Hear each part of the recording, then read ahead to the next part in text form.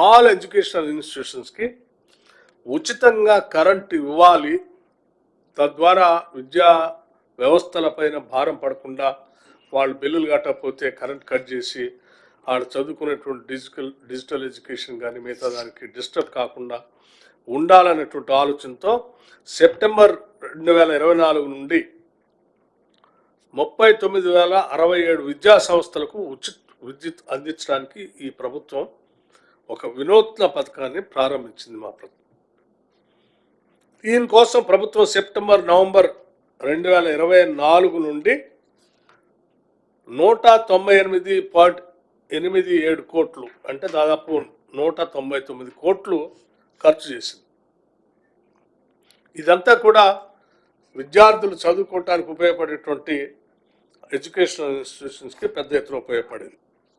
అట్లాగే విద్యా సంస్థలకి రూఫ్ టాప్ సోలార్ పవర్ ప్లాంట్లని అందించడం ద్వారా విద్యా సంస్థలు నమ్మకమైన మరియు నాణ్యమైన విద్యుత్తుని అందించాలనేటువంటి ఆలోచనతో కూడా ప్రణాళికాబద్ధంగా ముందుకు పోతా ఉన్నాం.